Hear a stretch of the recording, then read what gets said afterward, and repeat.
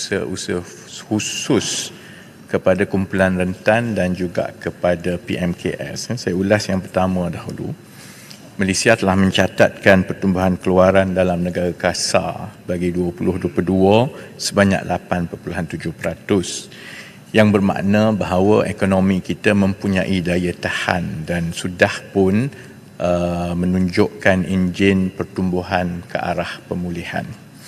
Namun bagi tahun 2023 kita sedia maklum bahawa keadaan ekonomi global akan mencabar dan ekonomi negara dijangka berkembang sekitar 4.5%. Walaupun KDNK ini dijangka lebih rendah pada tahun 2023, tetapi pembukaan semula negara China baru-baru ini dijangka akan dapat memberi potensi dan juga ruang supaya kita boleh menangani cabaran-cabaran global ini dengan lebih baik.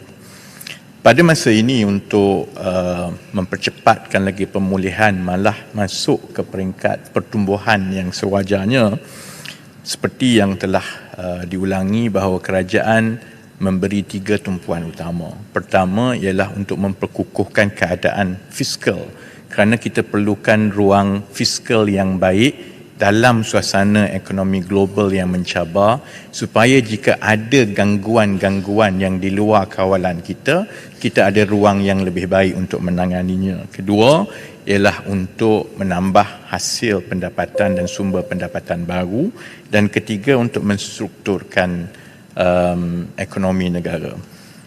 Dengan secara cepat Tuan Yang Ketua, untuk mengenai kumpulan rentan, satu usaha yang kita laksanakan sekarang ialah membuka lebih besar ruang kepada golongan B40 dan juga miskin tegar untuk mereka mendapat satu punca pendapatan yang berkelangsungan.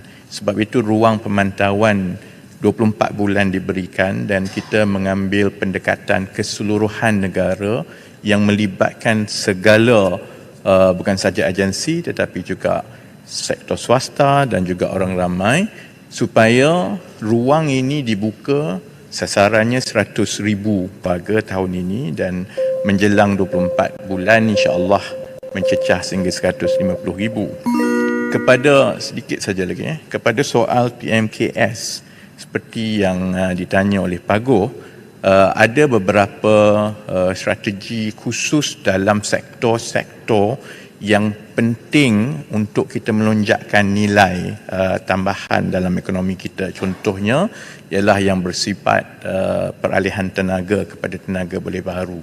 Ini bukan saja penting untuk membuka peluang baru, tetapi dia juga penting untuk keterjaminan bekalan tenaga kita dalam tempoh 10 hingga 15 bulan yang tahun yang akan datang.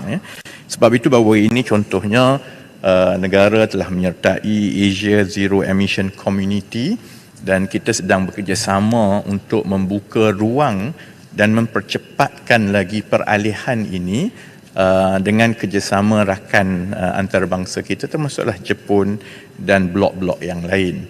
Dan Kementerian Ekonomi akan melancarkan pelan hala tuju peralihan tenaga untuk menterjemahkan dasar-dasar ini kepada projek-projek dan kegiatan ekonomi yang bersifat peralihan tenaga boleh barui, dan ini akan membuka ruang bukan sahaja di peringkat syarikat-syarikat besar tetapi membawa turun ke peringkat PMKS juga. Dan akhir sekali untuk PMKS salah satu daripada tumpuan kita ialah untuk membina skala. Kerana kita tahu bahawa ekonomi negara kita 95% itu adalah PMKS dan 70% adalah perniagaan mikro. Jadi kalaupun ruang-ruang baru ini dibuka dalam sektor yang baru, tetapi kalau tidak ada skala dan upaya di peringkat PMKS untuk mengambil peluang itu, maka ia akan mengulangi masalah-masalah yang lepas. Jadi salah satu daripada tumpuan kita ialah untuk memastikan kita mempercepatkan penggabungan dan juga kerjasama baik sesama PMKS di dalam negara kita ataupun melalui apa yang disebut sebagai reverse linkages dengan PMKS ataupun syarikat-syarikat yang mempunyai keupayaan yang sama dari luar negara. Kita sudah pun ada perbincangan dengan institusi-institusi luar negara dan ini akan membuka ruang dan keupayaan yang lebih besar kepada PMKS untuk membina skala dan juga keupayaan untuk mengambil peluang kepada peluang-peluang ekonomi baru yang akan diusahakan kerajaan. Terima kasih. Betul. Speaker. Silakan. Tuan Brown. Ya. Ya. Terima kasih. Tuan Brown. Tuan Dipertua. Speaker. Soalan saya tambahan adalah lebih relevan kepada PMKS. Seperti yang dimaklumkan oleh Menteri, hampir 95% atau lebih 1 juta perniagaan di Malaysia adalah golongan PMKS dan mereka menyumbang hampir sebenarnya 38% KDNK kepada negara. Salah satu cabaran bagi sektor PKS ni adalah dalam pertolongan dari segi digital dan juga otomasi. Berdasarkan kepada Digital Adoption Index, Malaysia mendapat 69 markah. Not bad, tapi masih di belakang Singapura 87 dan Korea Selatan 86. Maka soalan saya kepada Menteri adalah, bagaimana kementerian kita ni boleh tolong PKS ni dalam segi otomasi dan juga dari segi digital tanpa mengganggu fiskal policy kerajaan. Terima kasih. Menteri. Terima kasih Tuan Brown. Memang benar cabaran utama kita ialah apabila 95% daripada perusahaan kita adalah bersifat kecil dan mikro. Apabila mereka bersifat kecil dan mikro, maka tumpuan mereka setiap hari ialah bukan soal untuk menaik taraf perniagaan tetapi lebih kepada cabaran untuk kekal berniaga setiap hari.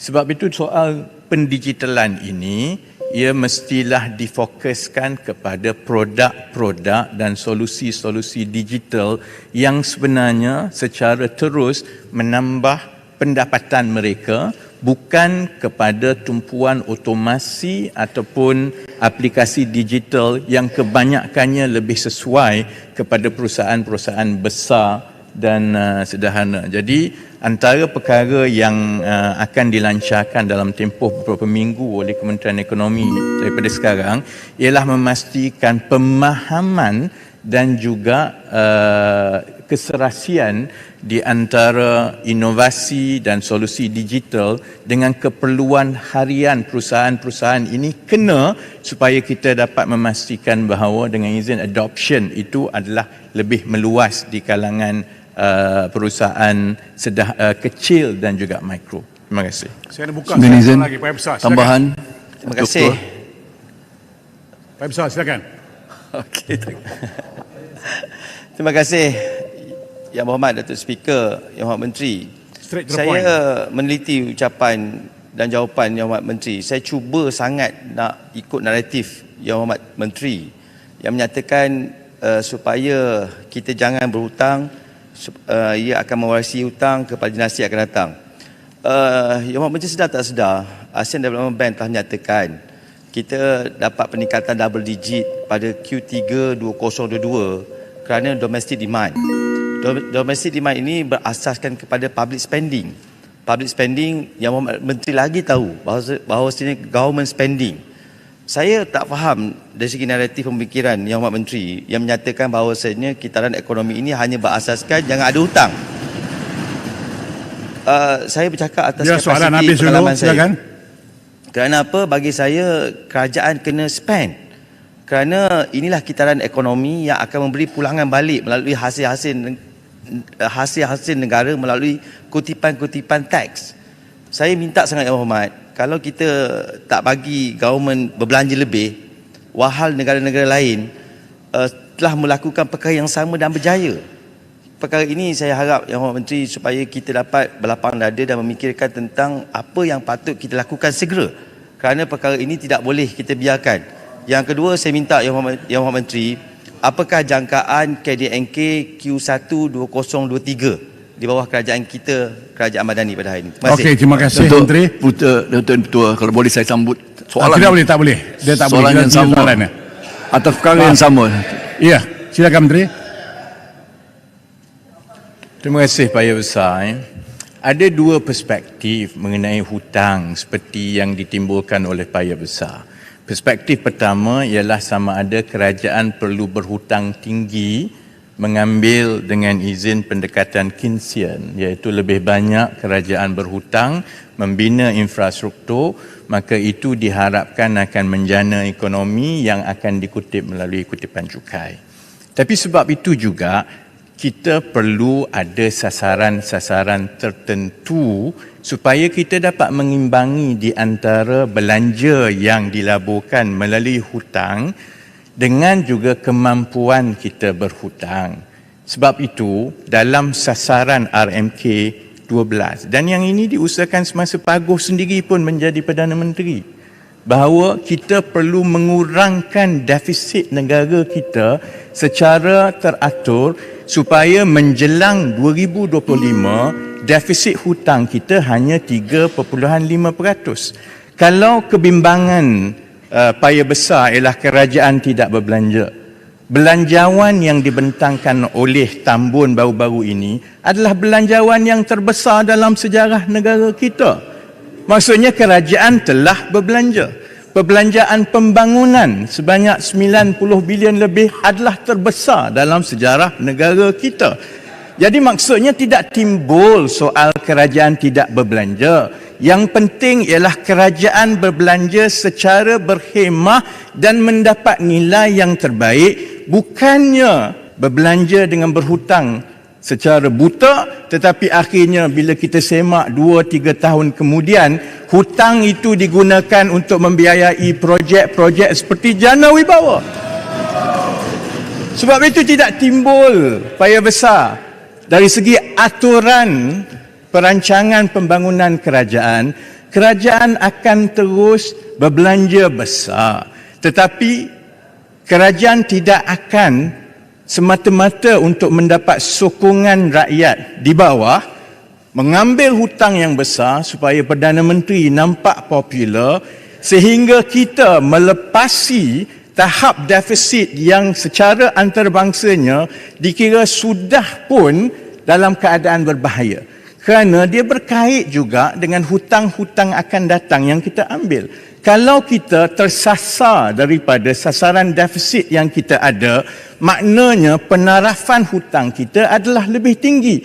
Setiap kali kalau ada pentadbiran baru mengambil pendekatan berhutang semata-mata tanpa menjaga penarafan defisit dan hutang kita, maknanya jumlah faedah yang perlu dibayar itu berganda dan berganda. Kalau sekarang 40 bilion, 5 tahun lagi jadi 60 bilion. Jadi soalan yang sama paya besar yang perlu diteliti, adakah lebih baik untuk kita membayar hutang melalui bunga faedah sampai 60-50 bilion setahun, sedangkan wang itu kalau dibelanja secara berhemah dan dikawal hutangnya boleh digunakan untuk membantu terus golongan-golongan rentan seperti yang ditimbulkan oleh Pak Aguf tadi. Terima kasih. Terima kasih. Seterusnya Dr. Kevin Yi Li Yuan, Bandar Kuching. Terima kasih. Isu kesihatan mental tidak bermaksud gila. Soalan saya nombor 3.